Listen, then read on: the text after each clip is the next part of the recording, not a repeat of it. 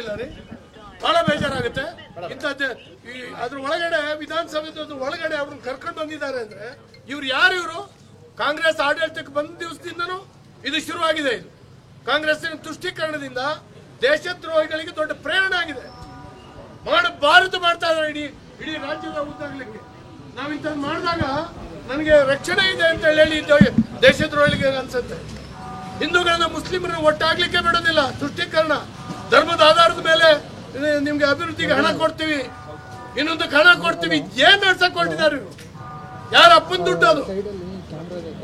ಸಾರ್ವಜನಿಕರ ತೆರಿಗೆ ಹಣದಲ್ಲಿ ಈ ರೀತಿ ಒಂದೊಂದು ಕೋಮನ್ನು ಎತ್ಕಟ್ಟಿ ದೇಶನ ಇಬ್ಬಾಗ ಮಾಡಿದ್ರು. ಒಂದ್ಸರಿ ಸ್ವಾತಂತ್ರ್ಯ ಬಂದಾಗ ಈಗ ಪುನಃ ಊರನ್ನ ಇಬ್ಬಾಗ ಮಾಡ್ತಾ ಇದ್ದಾರೆ. ಊರಲ್ಲಿ ಪಾಕಿಸ್ತಾನ ಹುಟ್ಟಿಸ್ತಾ ಇದ್ದಾರೆ ಕಾಂಗ್ರೆಸ್.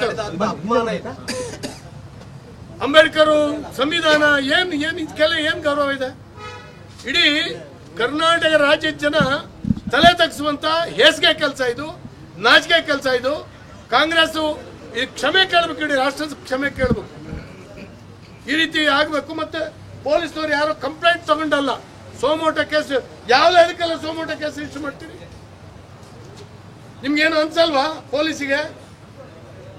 ಈ ದೇಶದ ಅನ್ನ ತಿಂದು, ಈ ದೇಶದ ಎಲ್ಲ ಸೌಲಭ್ಯ ತಿಂದು ಪಾಕಿಸ್ತಾನ ಬಂದಂತ ಹೇಳಿ ವಿಧಾನಸೌಧ ಒಳಗಡೆ ಘೋಷಣೆ ಕೂಗ್ತಾರೆ ಅಂದ್ರೆ ಇವ್ರಿಗೆ ತಾಕತ್ ಯಾರು ಕೊಟ್ಟಿದ್ದು? ಶಕ್ತಿ ಎಲ್ಲಿಂದ ಬರ್ತದೆ? ಕರ್ನಾಟಕ ಶಕ್ತಿ ಕೇಂದ್ರ ಅದು. ಖಂಡಿತವಾಗೂ ಇದನ್ನ ಖಂಡಿಸ್ತೇವೆ ನಾವು. ನಾಳೆ ಕೂಡ ಅಷ್ಟೇ ಅಸೆಂಬ್ಲಿಯಲ್ಲಿ ಕೂಡ ಇದನ್ನ ಅಸೆಂಬ್ಲಿಯಲ್ಲಿ ಕ್ಷಮೆ ಕೇಳಬೇಕು ಇಡೀ ರಾಜ್ಯ ಜನರನ್ನ. ಸಂತೋಷ ಆಗುತ್ತೆ ಅವರಿಗೆ. ಅಷ್ಟು ದೊಡ್ಡ ಗುಂಪು ಇದೆ, ಯಾರೊಬ್ರು ಅದನ್ನು ಖಂಡಿಸೋದಿಲ್ಲ. ನಾಸಿರ್ ಹುಸೇನ್ ಮೀಡಿಯಾದ ಎದುರುಗಡೆ ಬಂದು ಖಂಡಿಸ್ಲಿಲ್ಲ.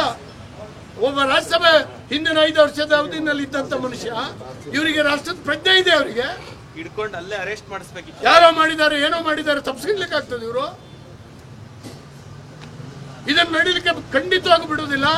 ದೇಶಭಕ್ತ ಜನ ಇದ್ದಾರೆ. ಪಕ್ಷ ಪಂಗಡವನ್ನ ಮೀರಿ ಇವತ್ತು ಇಡೀ ಕರ್ನಾಟಕದ ಜನ ಚೀತು ಅಂತ ಹೇಳ್ತಾ ಇದ್ದಾರೆ. ಹಾಗಾಗಿ ತಕ್ಷಣ ಬಂಧಿಸ್ಬೇಕು ಅವ್ರನ್ನ. ಪೊಲೀಸರು ಅದನ್ನ ಪ್ರೋಸೆಸ್ ಏನ್ ಮಾಡಬೇಕು ಮಾಡಬೇಕು. ಧಿಕ್ಕಾರ ಧಿಕ್ಕಾರ ದೇಶದ್ರೋಹಿಗಳಿಗೆ ಧಿಕ್ಕಾರ ಧಿಕ್ಕಾರ ಧಿಕ್ಕಾರ ದೇಶದ್ರೋಹಿಗಳಿಗೆ ಧಿಕ್ಕಾರ